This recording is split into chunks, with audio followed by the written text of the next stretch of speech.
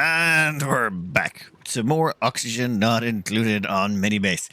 This is the game that has been frying my brain. Well, this map that has been frying my brain. Now, there's a lot of concern in the last episode that these poor duplicants would not be able to access the toilet. These ones trapped down here. Don't worry. None of them can get into the toilets from down here. These doors are all locked. All of them have to go the long way around, and they use the toilets in their atmosuits. Don't ask me how it works. I have no idea of the mechanics, and honestly, I don't even want to know. But yep, there they are. Perfectly happy to use the bathroom in their atmosuits. They can use it in... Actually, they can also eat food, do whatever in their atmosuits. It's kind of handy. But next up, we have plans for today. The first thing we want to do is get sort of an oil... do our oil refinement over here. So a whole bunch of this has got to go. And unfortunately, so do a lot of critters. Now, these critters over here, don't worry about them. They're overcrowded, they're cramped, they're glum, they're not going to reproduce. Because they're cramped, their reproduction rate goes down by 100%, so that means they're all going to die out in one generation. That one generation might be a little bit faster than anticipated. The only thing we want to really keep is the shovels, because they'll reproduce anywhere, and we get free meat out of them. Though, honestly, at this point, I'm not even sure it's necessary, considering the amount we have over here. You know what? Let's just get a clean sweep, shall we? There's no point having this stuff over here confusing things for us. With all of those critters removed, I can finally get around to a few things that should have been done a long time ago. We're going to put the oil refinement up there, but first thing we're going to do is there was a great suggestion in the comments. How about we use viscogel, or not viscogel, naphtha for our liquid locks? It has terrible thermal conductivity, and it's pretty easy for us to acquire because, well, we know how to do it. We've gotten it before. So what we'll do is we'll just deconstruct that insulated tile there, and then we'll just make ourselves a quick temperature shift plate here out of plastic. There we go, temperature shift plate made out of plastic. We'll throw that right there. That should diagonally draw heat from this side over here, which is well over the, I think it's, what is it, 160 degrees to melt plastic? Whatever temperature it is, it's going to draw enough heat out of there to melt itself. And once it's melted, it will... Oh, you know what? Maybe let's have someone remove that. We don't want that dragging more heat around the place than we need to. But yeah, once that's made, we'll have a whole bunch of naphtha to draw upon, and we can start using that for liquid locks. Oh, at the same time, this year, we're going to use this to drop off all our crude oil. We have a bunch of crude oil lying around the map, namely from the slicksters we've had on and off for a while. Oh, let's see how this is working out. Come on, give me the temp shift plate. There we go. Temperature is rising as it slowly drains heat. Now, just remember, they can only drain heat. They can drain heat diagonally, which is why this works. Because once this hits melting point, which is 159, it will turn into a liquid, which will drop straight down. Ooh, I hope it drops straight down. It should drop straight down. At which point it stops being a temperature shift plate, which means it stops heating up. Otherwise, if you plug it into something too hot, it could eventually melt. But we shouldn't have to worry about that here. Come on, come on. Wow, this is taking a lot longer than I remember. Okay, there we go. We'll go mop all of that up. Now we've got an excellent liquid for using in our liquid locks. Reason it's so good is... Where is it? Thermal conductivity is terrible. Absolutely horrendous. Also, it's got a very high vaporization point and freeze point. Just a wonderful all-round liquid, and it's also very viscous. So we should be able to use that to do quite decent liquid locks. Let's have a quick look and see here what our prezzies are like. Pretty sure we already have enough snazzy suits. Let's take another oxyfern seed. I don't know if I'll get to use it, but why not? Then let's change up our liquid locks over here. Our locks. Actually, should we move it up a notch? Might be an idea to start moving this up. The reason being, our people have to climb all the way up to the top to go across. So the higher up they already are to start with, it doesn't really hurt now, does it? You know those times where you get a little distracted by something? For me, it was here trying to get these liquid locks just right and get all of that stuff done. And then, of course, while you're busy doing that, you mess up on some of the more minor things. Like, I don't know, forgetting that your rocket is about to return and smash through your actual... your doors. Oops. It'll be fine. It'll be fine. I'll just replace those doors. At least there's no meteors coming in right now to make this even harder. Perfect, perfect. We now have enough science that we should be able to finish off the last of the science we were trying to get done. We'll have to get rid of this rock crusher first, though. Let me finish up this liquid lock. So the liquid lock over here is a little bit special. The reason being, it's actually a two-way liquid lock. Everything above here is its own atmosphere, and everything below is a separate area as well. This way we are... Actually, simplest thing to do, we'll just throw one down now. We'll get the oil refinement. We'll throw it in there. That's where our oil refinement is going to go. Our tubes will have to go the long way, and we're going to have to pipe it from all the way over here, which is... Okay, right, not ideal, I will admit. But someone had in the comments that they said I seem to be scatterbrained playing this map, and it's very, very true. I am a bit scatterbrained playing this map. But I think the best description I've come up for playing this map is it's a bit like building IKEA furniture. But you have to build the IKEA furniture while it's still inside the box. And so are you. That's what it feels like playing this. It really is a brain scrambler. Anyway, we're going to put our oil refinement up here, and at the same time, we're also going to get rid of this.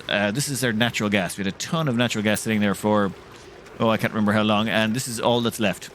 Due to all of the power requirements we have been burning off, this is all the natural gas we have left from that whole ton, 35 kilos. You see this down here? This has been providing the bulk of our power supply, and so long as we don't burn too much of it at once, as in, as long as we say don't activate our metal refinery while at the same time having our cooling loop going, while at the same time maybe running our grill and a bunch of other things, then we should be able to survive entirely off this. This is emergency overflow power, and this hydrogen is also emergency overflow power.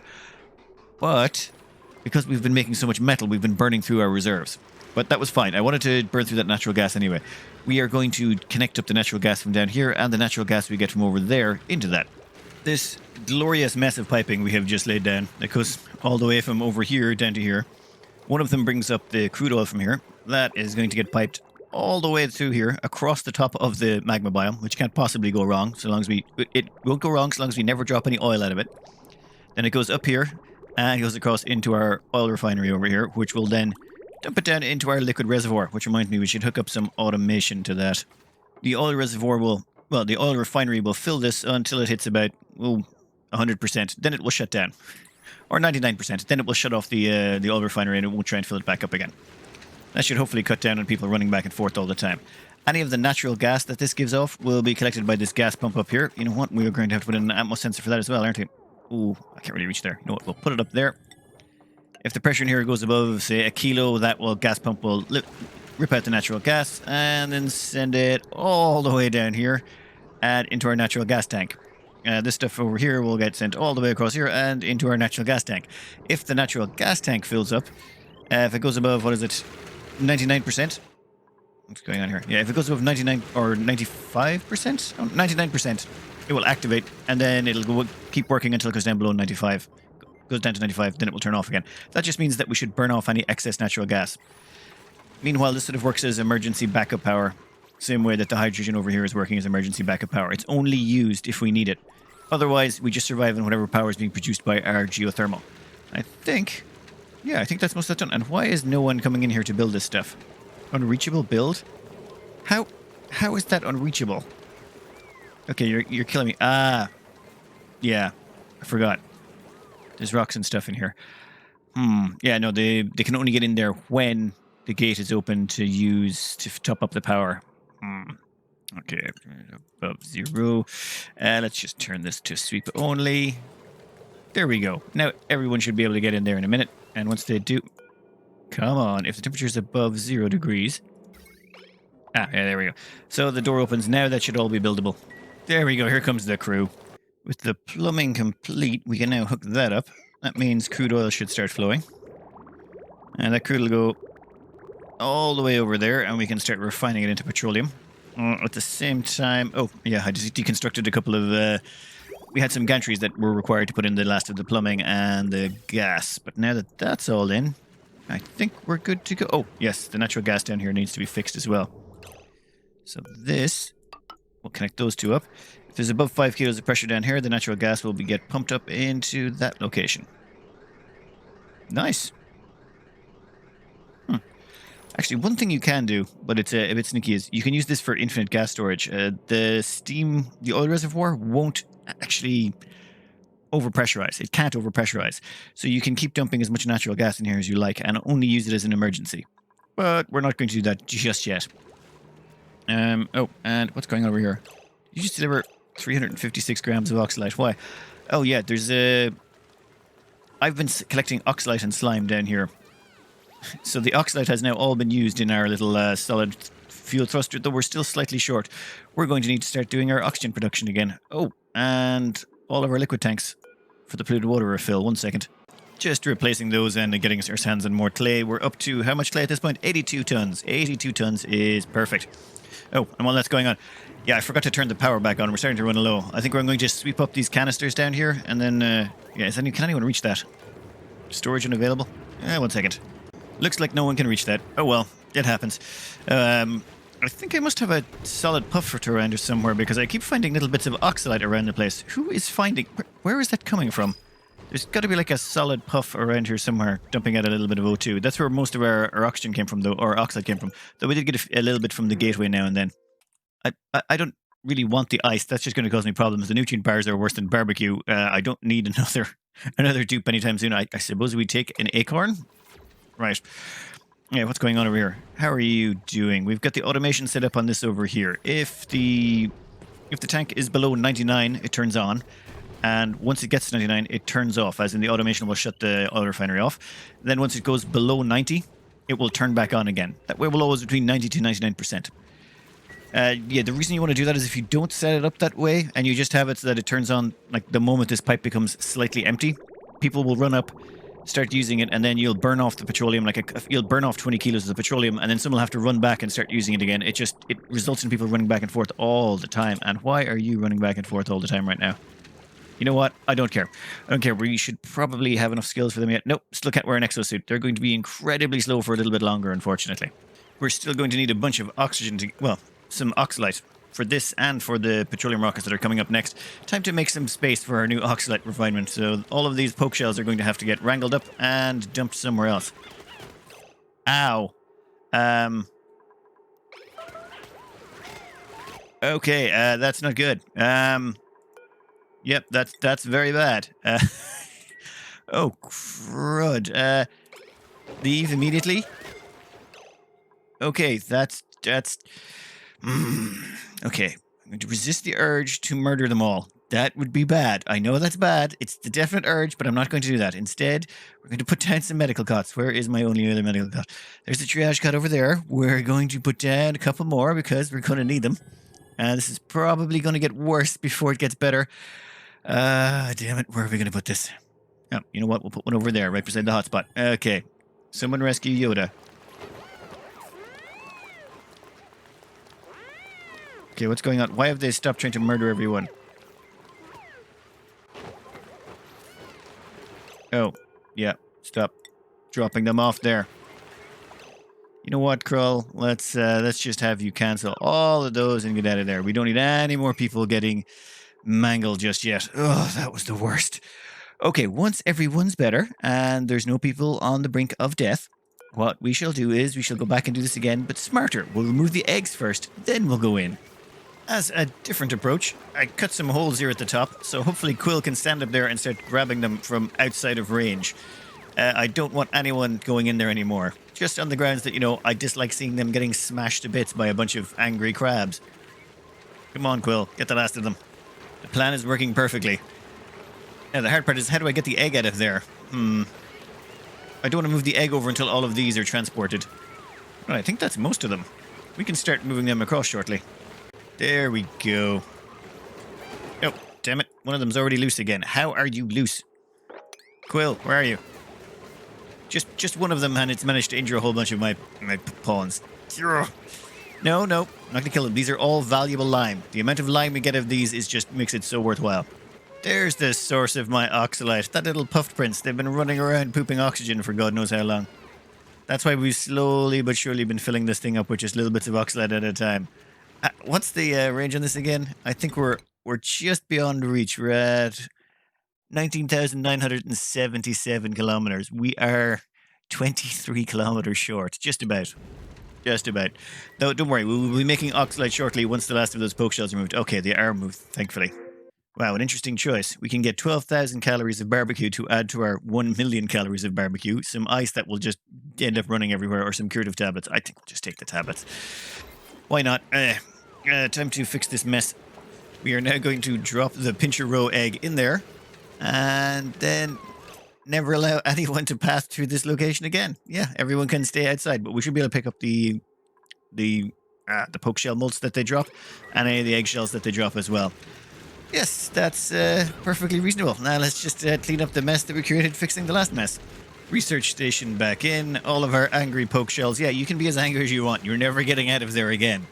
Yeah, angry poke shells in there. Oh, another pincher egg. Damn it, how did I miss that one? That would explain why they were so angry. We are still going to have to put in our oxalite refinery somewhere, and it turns out it's 4 tiles high. Yep, I was also surprised by that as well. I thought the oxalite refinery was only 3, but nope, it's exactly 4 tiles high. Very frustrating. So we have to make ourselves a 4 tiles high room again because I just don't have any space on our 4 tile high area anymore. So we'll stick in our oxide refinery here, and then I think that's just going to be it. It's going to be very simplistic, though I might want to run it off a slightly different power wire.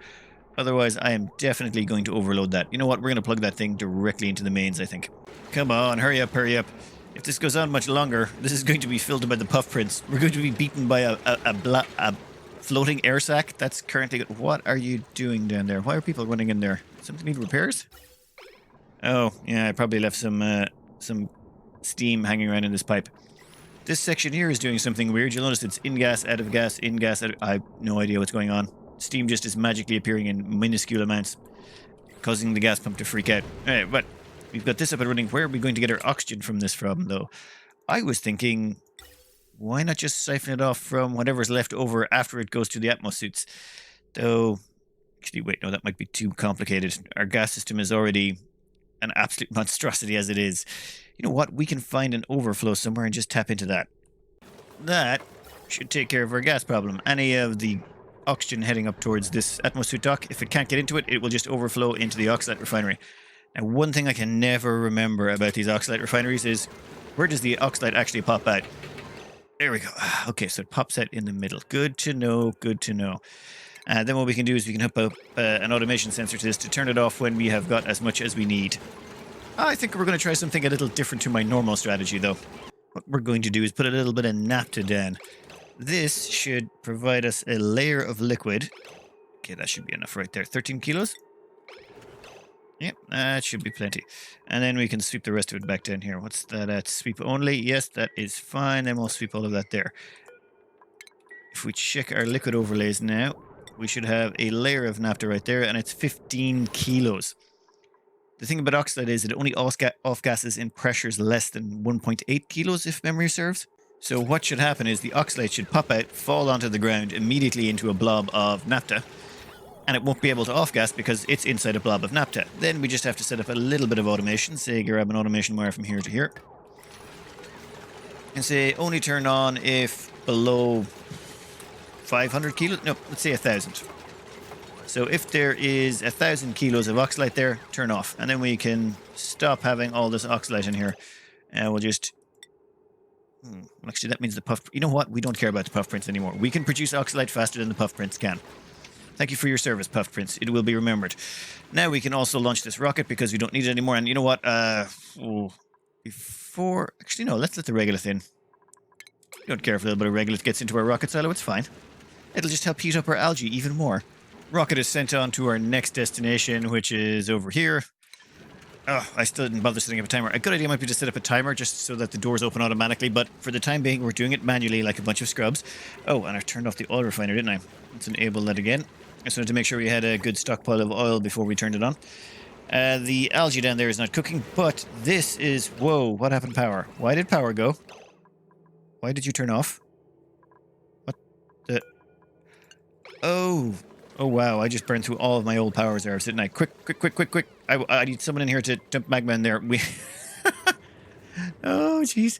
Yeah, that runs all of our oxygen. That runs everything. That needs to be back up and running like 5 minutes ago.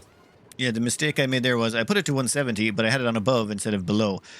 Oh, that's just dumb. So dumb. But the temperature's rising up rapidly. We should hopefully have power restored shortly. In the meantime, is everything coming back on? Yeah, I think... Oh, yeah, there's still a few outages here and there, but I think we'll be fine. But, okay, that aside, I'm actually quite proud of this little contraption. By using just the naphtha, which was also a wonderful suggestion from the comments, using it for viscogelox, but using it just to trap the oxalate there, you notice that the oxalate is just sitting on the ground, but it's not emitting anything. We didn't need to put it in a container. We didn't need any special funky stuff to do. We just put a blob of liquid there, It sits there and waits there until it's used. This is the smallest oxide refinement setup I've ever done. Smallest and simplest. Ah, perfection. Now we just need to get our petroleum rockets working and we'll be sorted. One of the things we are going to have to do for a while is wait. Well, I can't turn on the Oxylite refinery just yet because of my earlier mistake. The reason being, if we check out the power overlay here, this thing eats 1.2 kilowatts. That's a lot of power.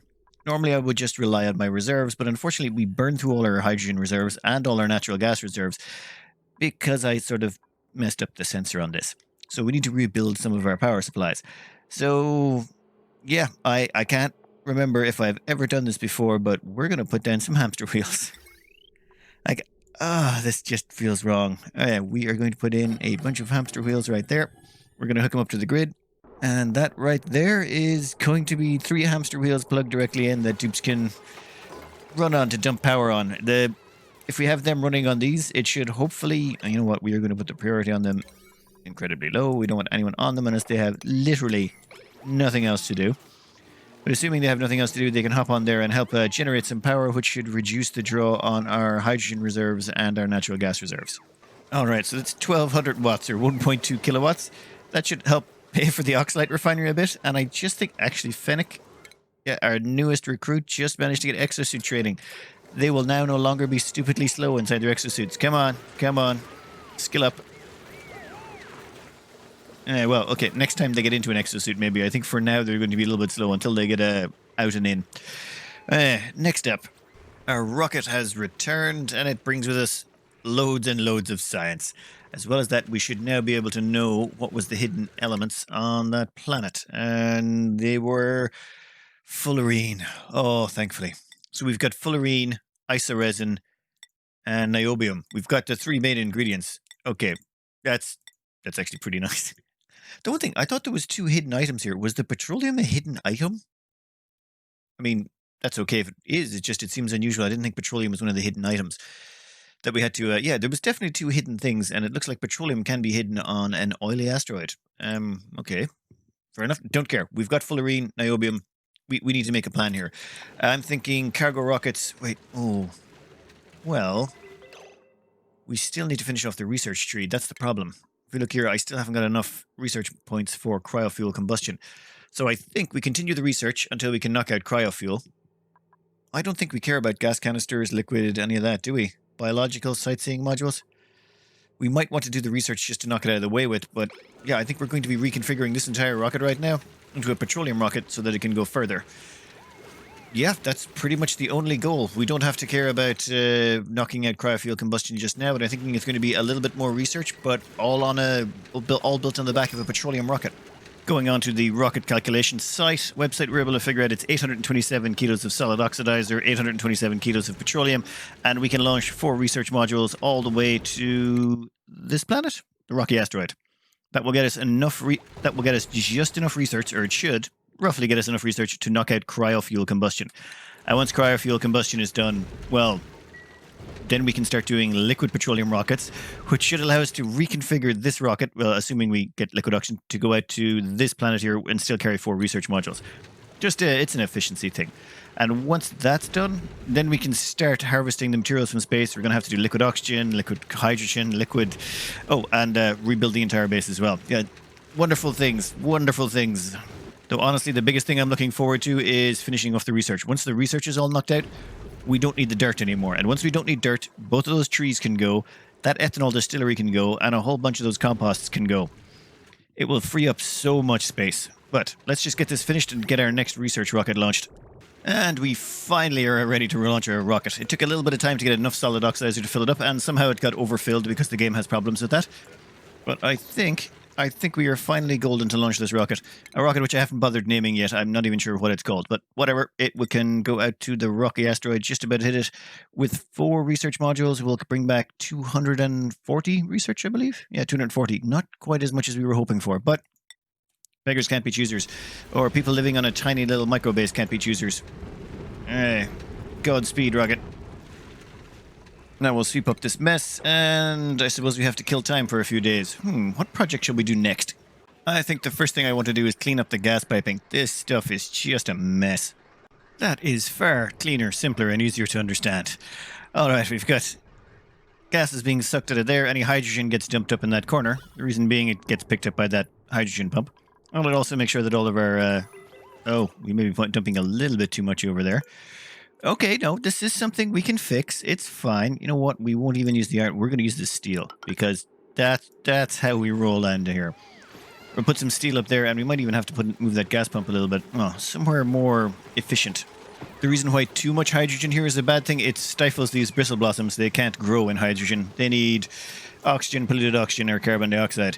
Yeah, a little bit too much hydrogen here. I need to find a way to maybe shunt it closer to this, because it seems to be sort of collecting on this side. I think I figured out what's going on. It's the same thing as has happened before. There's not actually that much hydrogen pressure there because the oxygen pressure has dropped. The reason being, we've been dumping an awful lot of oxygen into our oxylite refinery. So we need a third oxygen source. So I've put in a third electrolyzer down here. Meaning we have one over here, and one over here. And I still can't believe we're using open plan electrolyzers. This is... I haven't used open plan electrolyzers since the very first few games I think I played. Normally I stick them all into a, a self-powered oxygen maker. Yeah, this map, it really does force you to do things you're rather uncomfortable with. Right, but that should crank up the oxygen pressure. Also, it will release more hydrogen, but that's fine. We've got the gas pumps to deal with it. It's more just a case if we need the oxygen pressure to increase so that it'll force the hydrogen up higher. Okay, well, that's gas piping taken care of. Now on to the slightly more difficult problem of... Oh, God. Oh, God. After careful consideration, I have decided the best idea is not to touch that Gordian knot at all. We're just going to leave that exactly the way it is because, yeah, trying to figure that all out and how I can trim it. No, I don't care. On the right side, our rocket has returned and nothing bad or untoward happened on its return. So everything has been perfectly fine. And now we have a bunch of research that we can now donate right into our science facilities. It will not quite get us all the way up to cryofuel combustion. We'll get close, but not quite. So we're going to have to send us out on one more mission. Oh, how did you... Just amazing. Just absolutely amazing. Come on, get out of there. Oh yeah, the game's running really fast because I put it on super speed, just so we can speed things along. It's a good idea when you're on a map this small. We will sweep up all of the junk down here, and then what is that? Is that a neural vacillator recharge? Right, but we don't have a neural vacillator, so I suppose that just sits in storage. We're going to fuel this rocket back up again, and we're going to send them right back out. What did we find at this planet? We found abyssallite. Great. And we will get an extra 90 points for going here again. You know what? It's worth it. If we go to any of these, we'll only get 40. We'll have to do 2 trips. And plus, I kind of want to know what's that last section. All right, all fueled up and ready to go right back out again. Perfect. That was actually rather quick. Now, once that goes away, there's not really much we can do, unfortunately. Until this comes back with enough research, we can't build ourselves what we really, really want to build. And that is cryofuel. Actually, we can start putting in the building blocks for the cryofuel section. Then of course, that means I just have to figure out where we're going to place it. Probably over here somewhere, we're going to put in a cryofuel section for liquid oxygen and liquid hydrogen. But I think that's going to be for the next episode. Namely because that's going to take a while and it's going to be a very cramped setup. Instead, we will send our rocket on its merry way to bring us back the required resources. And remember to close the doors, which we should probably smash through again on the return. Oh, I really need to set up some automation to make sure that that doesn't happen. A quick space scanner down here. It has absolutely zero visibility of the sky, but there is a chance that it will detect the rocket at the right time when it comes back. It's not a great chance. Well, it's not a terrible chance. 33 out of 100 or 34 out of 200 chance that it will fail. The other, 166 chances it will succeed. So 166 out of 200 it'll work. I can live with that. It's better than my current average, which is 0. And would you look at that, the doors automatically opened, and because they automatically opened due to that, I think our rocket is going to land just perfectly fine. At the same time, our entire base is running at super speed. This makes things much faster, I will admit. We'll close that up right there right now. Oh wait, no, that opens the doors. What am I doing? Am I doing that wrong? Yeah, once it lands, yeah, it stops detecting the rocket as being away. Perfect. Oh, and we've got a teapot. Perfect, an encrusted teapot. I've been taking all of the artifacts we find and I've just been dumping them over here. So we'll grab the encrusted teapot just to get them out of the rocket silo and we'll find a use for them later on.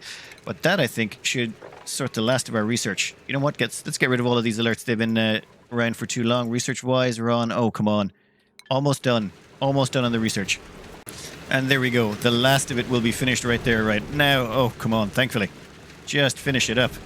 With that out of the way, we can finally start getting into cryofuel. We'll just queue those two up. I'm not really in a big rush to get those. You don't really care about biological cargo base, sightseeing modules, gas containers, and liquid cargoes. Most of those are not really a big issue.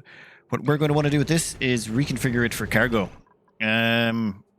What's first, though? Well, do we want fullerene first or niobium? You know what? I think we'll grab the niobium first, simply on the grounds that the niobium, we can take all of our thermium, or not our thermium, our tungsten, which we have 12 tons, and so long as we get just a tiny, teensy, weensy little bit, say 5 kilos of niobium, we can then turn all of that niobium, all of that tungsten into thermium. So let's do a quick reconfigure here. We're just going to deconstruct the command capsule, and that will have...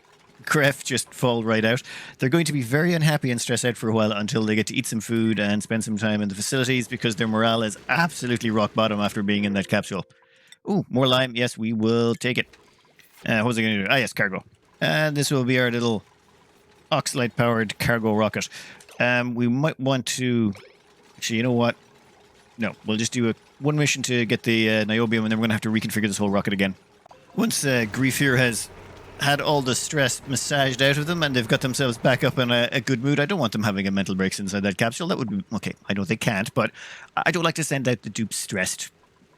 Subi, it's not the most efficient method. But I think everything's fueled up here, are we? Yeah, 564, 564. I pulled both of those from the... What just happened? Oh. Yeah, I think that's just detected a meteor shower inbound, so let's close the doors. Yep, that was a meteor shower detected. Perfect. Well, we'll dig this area out, and then I think we will assign Grief back to the ship. Time to launch them off on their next cargo mission. What are you doing? Get out of there. Now you're just trying to take advantage of my goodwill. Our molecular forge is even 5 tiles tall. Well, it's even larger than our other setup, so it's 5 tiles tall. So yeah, we're going to just squeeze it in here. It was the only place I could find that wasn't really taken up by much else. So, there we go. Molecular forge will go in there, and once our rocket comes back, we can start magicking ourselves up some thermium. And cargo rocket is back, though we did roll a little bit unlucky on detection, so we'll just replace those. No big deal, no big deal. Perfect. Now we've got plenty of... Well, do we have enough? Let's find out. We should have 26 kilos of niobium in this one, which means they'll be identical in the other. We also got some coal, which is nice. We're kind of short on those. Now that we've got the thermium, though, or the niobium, we can start making thermium. Forever, thank you very much. We're going to turn all 12 tons of this tungsten into thermium. All right, now that our first batch of thermium is complete, we can have a quick check here. You can also convert thermium back to niobium. So just to recap, you can take niobium and tungsten. 5 kilos of niobium, 95 kilos of tungsten gives you 100 kilos of thermium. But then you can take that 100 kilos of thermium and turn it right back into 100% niobium, which you can then use to combine with other tungsten to make more niobium. So the moment you get 5 kilos of niobium, the main point takeaway here is 5 kilos of niobium is all you need to turn all of the tungsten you own into thermium. Which, you know, is kind of handy considering that it gives you, a 900% or 900 degree overheat bonus. Let's see, steel gives you an overheat of plus 200, so it adds plus 200 to the base of 75, meaning your steam gas pumps won't overheat until 275. However, if you make your gas pump out of thermium, it won't overheat until 975, and oh my god, what did I do wrong again? Yes. There was my mistake. The moment I deleted the top of the capsule, this stopped detecting the rocket, and because it stopped detecting the rocket, it switched back to its default, which is detecting meteors. Ow.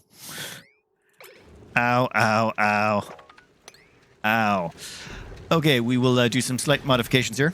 We may have went a teeny weensy bit long today, but I did want to get most of the space materials sorted out. We've got enough thermium now that we don't care. We'll be able to make ourselves our little sour gas boiler and be able to make a decent liquid oxygen, liquid hydrogen setup, a very small one. And with this rocket here, we're going to launch it out and grab ourselves some fullerene. Now, I don't know if one mission will be enough. It might take 2. But we should be able to get enough fullerene to make enough supercoolant to make sure that we're safe until the end of the game. Well, not the end of the game, but to get the projects we want running up and running. Oh, and finally it broke up all of this junk down here. Perfect. We can ship all of that out of there. Anyway, I think we can call it an episode there. We've got our thermium down. We've got our base actually running quite smoothly. I've been running it at high speed quite a bit. As you can see, nothing is breaking horribly. I'm kind of pleasantly surprised. Anyway, I hope you enjoyed it. Good luck.